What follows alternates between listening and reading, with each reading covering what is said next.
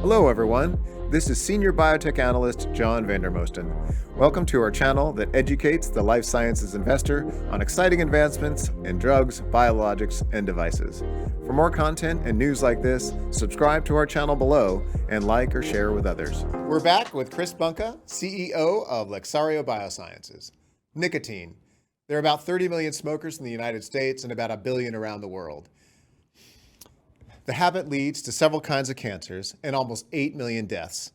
Most of them harm comes from the smoke in cigarettes, but it's the nicotine which keeps you coming back. One of the popular ways to stop smoking is to use nicotine replacement therapy. And most people are probably familiar with nicotine patches and gums. But one of the problems is they don't act very fast. So Chris, what can DehydraTECH do about this problem? It's a huge problem, John, and I'm glad you brought it up because, as you say, there's nearly 8 million people a year dying from this. And, the technology exists to reduce that carnage today if we could get buy-in between industry and regulators. So with Lexaria's DehydraTECH and our efficiencies in delivering drugs, what this really means is that through, say, an oral product, a lozenge or a pouch, many different types of oral products, we could actually deliver nicotine much more effectively. That means the manufacturers could use a far smaller dose. And this is a big deal because it starts to hit that dependency or addiction issue. So we could use a far smaller dose, deliver it rather effectively without any of the negative side effects associated with smoking or vaping. Quite frankly, um, delivering nicotine through the lungs is a really bad idea. It shouldn't be going on, and there are much more safe ways to do that, and that is what Lexaria is trying to support.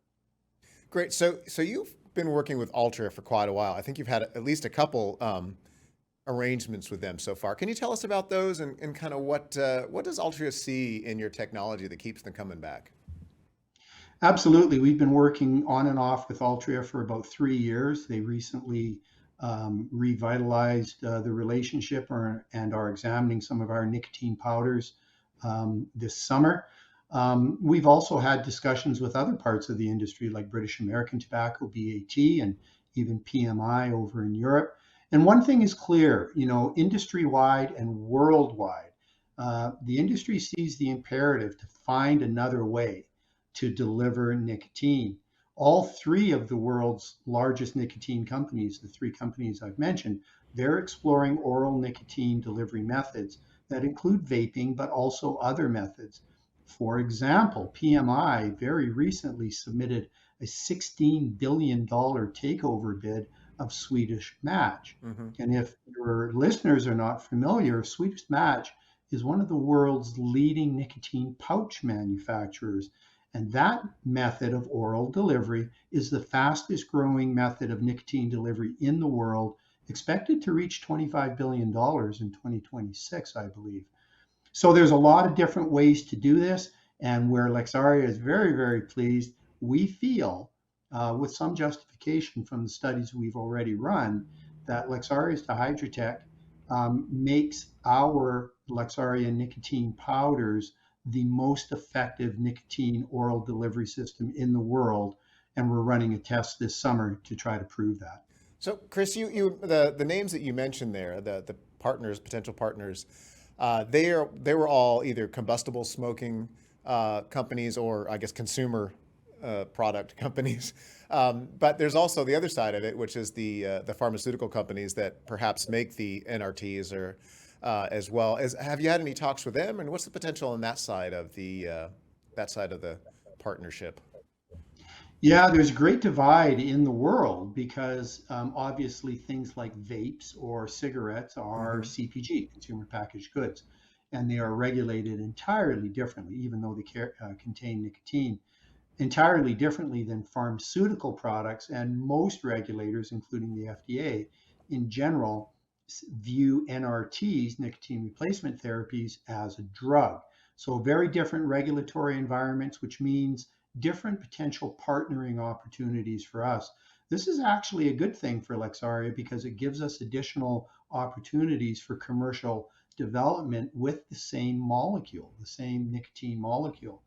So I think the industry in general, if you go to any of, say, BAT or PMI's website, you will see statements there where these companies are actually working towards becoming not cigarette companies. They are Hmm. phasing out their cigarette businesses over time.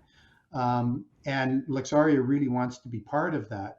We also want to be part of the pharmaceutical side of nicotine delivery. And in an earlier episode and interview with you, I mentioned that our technology is very good at skin-based delivery as well. Hmm. So, for example, Lexaria's DehydraTECH might be effective in patch type or skin-based nicotine delivery as well, Sure. which is a fairly common Yeah, very pharmaceutical popular. application. Yeah, and I think one of the shortcomings of that is that it does take a while for it to work, and you gotta Absolutely. wear the patch for a while. One of the things you mentioned that I thought was interesting was the transition of some of these combustible smoke companies to away from that focus, because there's been some legislative changes around the world that are trying to stop smoking.